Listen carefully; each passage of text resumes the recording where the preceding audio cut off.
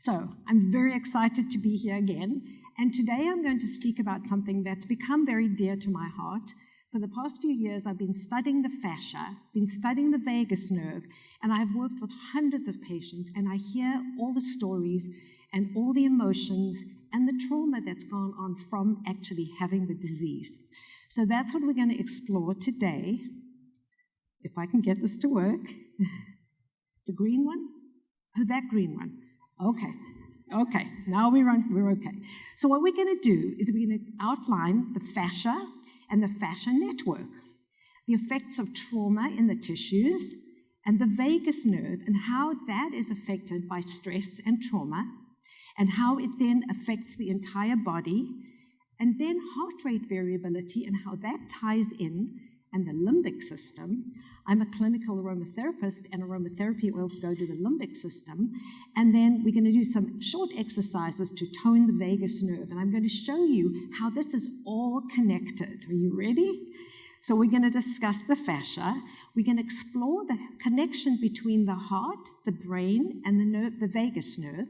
And we're going to identify how that relates to DOCMs, lipedema, EDS, and also mast cell activation, and understand how trauma is stored in the extracellular matrix, or it's called the interstitium, or the space between the cells, or the fascia.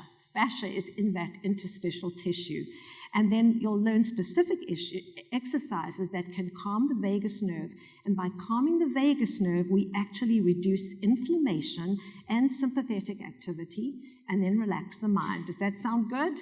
You ready to go? Okay. So we know that patients with connective tissue diseases have chronic inflammation and pain, and there's stress and anxiety. And that can come from the doctors negating you, us, because I'm a patient too. It can come from trauma from childhood. It can come from so many things, but it's trauma. And then that stress can cause sympathetic activity, which then leads to mast cell activation and histamine release, and then more inflammation. And when we have inflammation, we get fibrosis. There's scar tissue, and the scar tissues and all the injuries and stress and posture and trauma and all that inflammation causes fascial restrictions. And our fascia is supposed to be fluid. Our spine is supposed to be fluid. It's supposed to move. But this restricted fascia can come from an emotional issue, such as chronic stress or unresolved trauma. And the fascia is fascinating. I'm going to be going to a class next month where it's called the Journey into the Matrix, where we're going to be working with cadavers, and I'm going to finally see that superficial fascia and the deep fascia, the pictures that Dr. Herbst showed you. So I'm so excited. But it is an uninterrupted, interconnected system. It's actually a sensory organ, and it connects everything in the body. The fascia is everywhere. It's like the scaffolding in a building, and if you didn't have that, it would collapse. And there's sheets of white fibrous tissue. It's three-dimensional. There's hollow tubes, and then it forms an electromagnetic and mechanical energy. It's called piezoelectric. And studies have shown that this piezoelectric can actually increase immune function. And so it's all parts of the body and the mind. And the fascia plays a role in interpreting pain and maintaining optimum health. So you're going to find out why it's so important. I just put that in. That's a picture of, it's called Freya. It's a plasticity model that they created, and there was on show in Germany to show all the aspects of the fascia on the person's body. And then the one on the right hand, that's called tensegrity, where it shows how everything is interconnected in the body. But it's called the fascial network. We speak about fascia, but it's actually a network. And it's a network of connective tissue which spreads throughout the body in a three-dimensional web, just like you saw in that tensegrity picture that I showed you.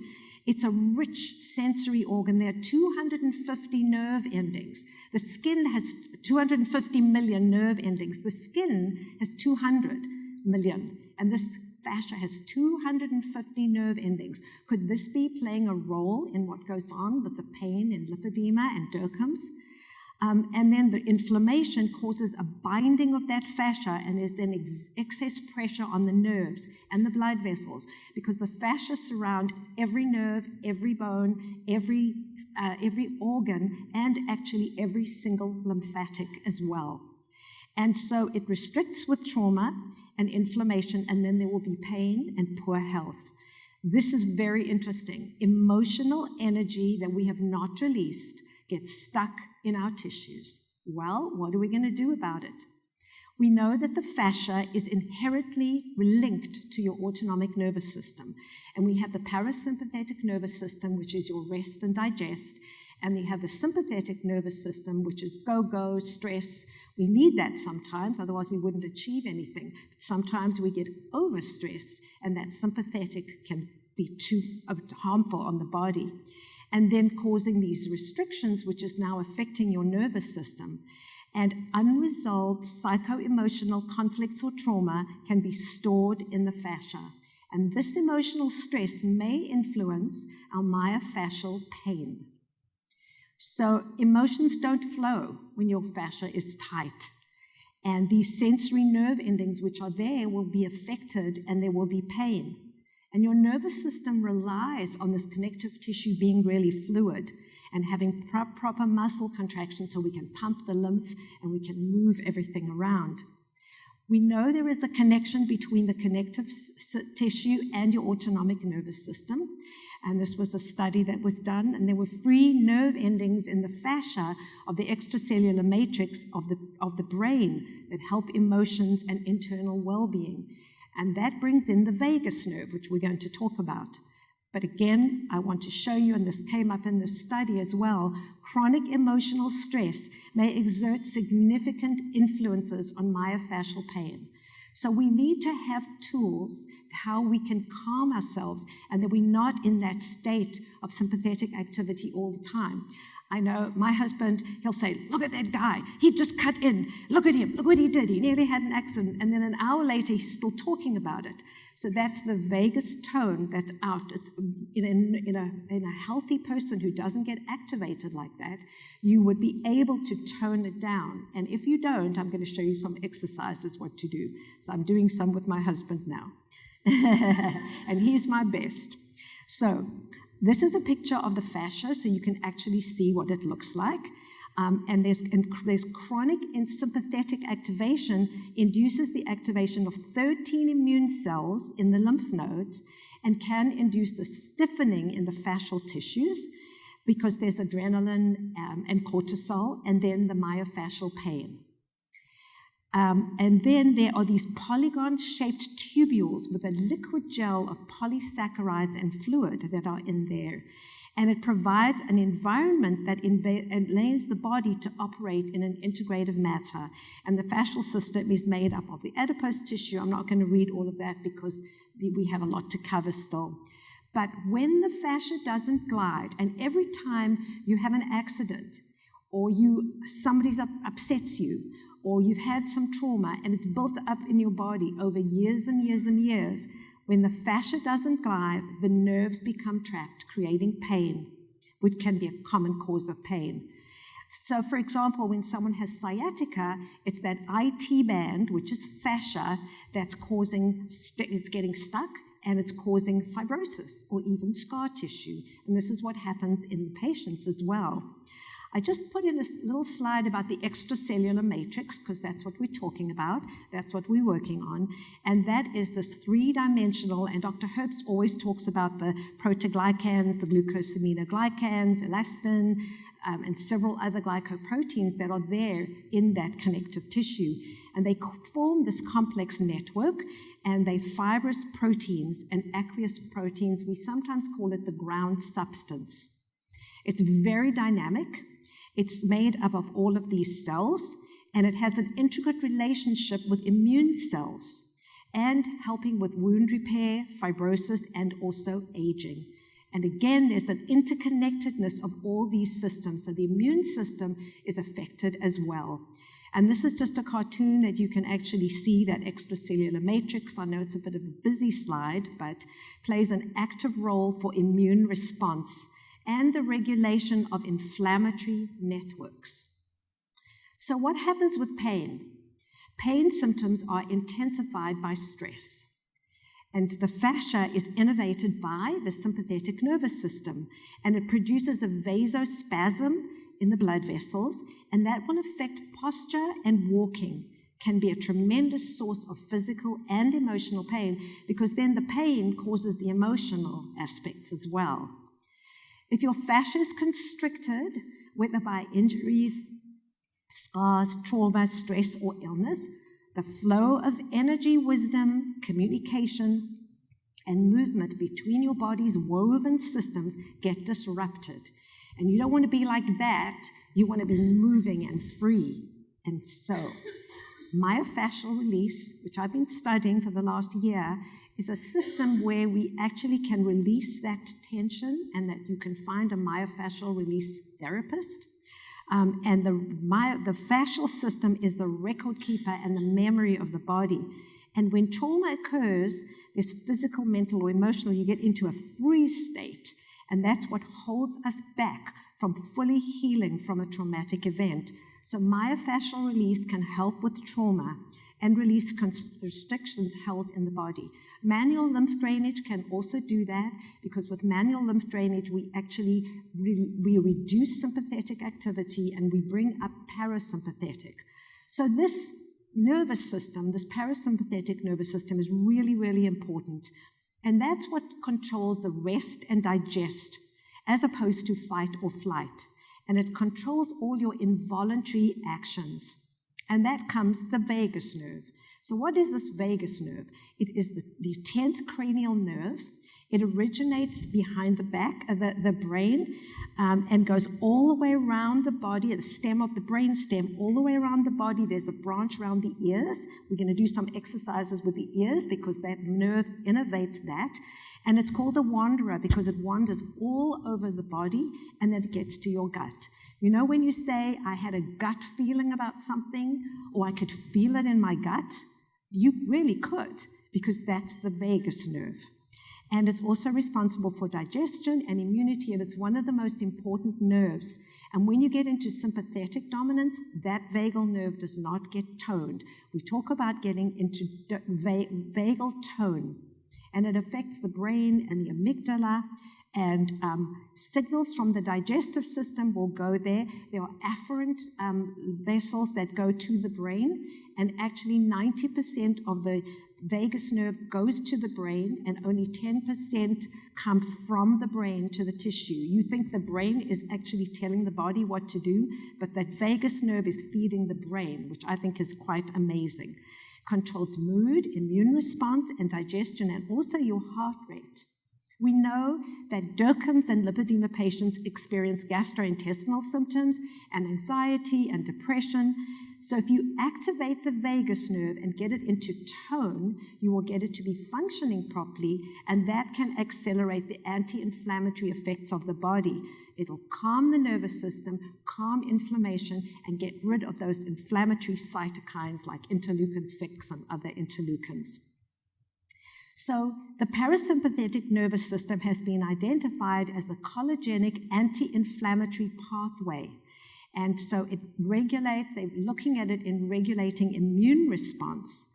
And if you have vagus nerve stimulation, you can help to reduce stress and decrease mast cell activation and lower histamine release, and also help with gastrointestinal, and feel a lot better.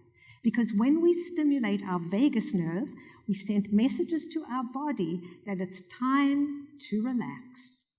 And long-term improvements in mood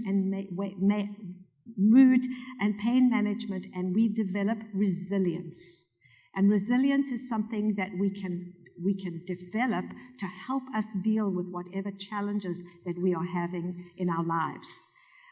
The central nervous system modulates inflammation through the humoral and neural pathways using this collagenic anti-inflammatory pathway. So this is showing you the vagus nerve and how it affects all parts of the body and how the mind and the body are connected through the vagus nerve. We know about psychoneuroimmunology, and there's been research on that, showing the connection between the brain, the nervous system, and the immune system, and the vagus nerve is actually connecting all of that. The longest nerve in the autonomic nervous system, and its internal control center, and helps controls many systems in the body. And we know that lipedema and Derkham's patients, it impacts physical, mental, and emotional. There can be depression, which over time will reduce more cortisol and create an inflammatory state. So we want to do vagus nerve stimulating. Stress is the emotional energy that you have not released. And it's stress and emotions from the past. And when you experience myofascial release, you will feel the body releasing that stress that has been long-term over there. And you constrict, you hold your breath, and you hold energy in preparation for an attack, actually. And then your vagus nerve doesn't function properly. So there's increased heart rate, gut issues, brain fog, and emotions. So the vagus nerve actually helps to for the blood pressure and for the brain and even speaking. And the vagus nerve will determine how we react. There is something called polyvagal theory, which we don't have time to do, but a man called Steve Porges put that together. And he talks about being in a ventral state, which is when you're socializing and in good spirits, and a sympathetic state, or really activated, or in the dorsal state where somebody just freezes to protect themselves. So that's very interesting if you want to look that up. This is just a fun fact that I found. They're not drugs on the market that selectively target the vagus nerve, but some of the anti-obesity medications may be working on part of the vagus nerve. So more to follow. So during chronic stress, your body, the stress is locked in your body, and the vagus system can help to counteract this fight or flight system and trigger the relaxation response. I had to put in something about essential oils because I'm a clinical aromatherapist. And this is showing the anxiolytic effects, which are stress-reducing, anxiety-reducing effects of essential oils on the nervous system, and showing how the vagus nerve is affected and how it connects to the brain. And in this study, they used cinnamon, ylang-ylang, lemongrass, bergamot, rosemary, clary sage. If you want to know more about aromatherapy, I'm very happy to talk to you. I am a clinical aromatherapist. Heart rate variability, it's an intricate dance between the sympathetic and the parasympathetic, and it has said that heart rate variability is an indicative of your autonomic nervous system. And when the vagus nerve is activated, it releases acetylcholine, which actually slows the heart rate. And then inhalation speeds the heart rate, and exhalation slows it. So what we want to do is we want to develop resilience. So we can really face anything in life, any adversity. So after the man is cut into you in the car, you're not being upset, an hour later, you've developed resilience, and for anything else to do with our illnesses and our diseases. So we can stimulate our vagus nerve to send a message to our body that it's time to rest and relax, which then will lead to long-term improvement and to resilience. And this is just showing you resilience. I love this picture. So that's how we want to be: strong, full of life, full of energy, everything flowing, everything connecting in our bodies. So what do you do? How do you do this? So one of the main ways is to do slow belly breathing. And I know that Kathleen Lisson presented last year on lots of things with breathing. And so we breathe slowly, and you breathe in for 5, and then you hold for 5, and then you exhale. It's called box breathing. You can also breathe in, and we're going to do this in a little while. You breathe in for 4, you hold for 5, and we release for 6. The release is what stimulates the vagus nerve. So olfaction is when we breathe in these essential oils, and it goes directly through the olfactory nerve, which is another cranial nerve, directly to the brain, where it will trigger thoughts, feelings, memories, and emotions, and also trigger positive emotions. So to exercise and tone your vagus, you can actually take your favorite essential oil blend and inhale, and that will make positive emotions, and then you can breathe in. You can also do the box breathing that I told you about. You can gargle. When you gargle with water, you're stimulating the back of your throat, and that will stimulate the vagus nerve. I know it sounds crazy, but it's not. It really is. It contracts those muscles over there. You can also sing loudly or hum. So let's do that. Let's hum. Shall we all hum together? Okay. 1, 2, 3.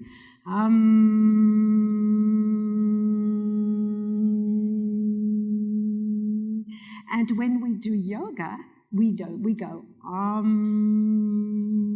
But anything like that is stimulating the back. It turns out that a lot of things we do in our lives have really been helping our vagus nerve. And then laughter is so important, because laughter not only stimulates the vagus nerve, but it's going to stimulate the cisterna chyli in your abdomen. It's going to actually help with the lymphatic system. So I'm going to quickly do some breathing for you. What I want you to do is, well, we won't do the breathing. We don't have time for that. But we're going to turn your head to the left side and then place your right hand over there. And then we're going to do a combination. I want you to take that hand and put it over your ribs. And then I want you to look up at the light, and we're going to hold that for 30 seconds. And just see how you feel. Are you swallowing a little bit more? How does it feel? And then you would do the same on the other side. Let's do that. Turn to the right. Put your right hand over there. You'll put your arms on your ribs. Look up. And we're going to hold that. Okay. And then we're going to do something with your ears, because the ears innervate. There's a nerve over there, the vagus nerve. So what you're going to do is you're going to take your ear and you put your fingers in it, and you're going to pull your ear very gently, and this really stimulates the vagus nerve. And then you're going to pull your ear up, and you're going to pull it down. And then you would repeat on the other side. And we'll see if there's time to do the breathing. I don't think there is. But I want you to listen to your body, manage the challenges of your life, and become resilient, develop resilience. And if you do struggle with painful memories, anxiety, or pain, be that pain. Face it and then release it. Honor the incredible person that is you. And consciously breathe a few deep inhales and slow exhales. Have good sleep, nutrition, relaxation, and of course some sunlight. And then do some meditation and mindfulness, because that also helps with the vagus nerve. So to summarize, your fascia is a sensory organ, and it's linked to your autonomic nervous system. Myofascial techniques can release trauma. Unresolved psycho-emotional conflicts or trauma can be stored in the fascia, and the mind and body are connected through the vagus nerve. Emotional stress may play a role in myofascial pain and inflammation, and the vagus nerve plays a very important role in stress levels and the nervous system, and vagus nerve signaling will help reduce stress, inflammation, and mood. And there is a connection between the heart, the brain, the vagus nerve, and the nervous system. And if you practice all of these and do your deep breathing and your meditation and all these calming activities, you can develop resiliency. So I want to thank you very much. These are just some resources of programs that help to retrain the brain that you can look up and help. And Heart Math is wonderful too. So thank you so much.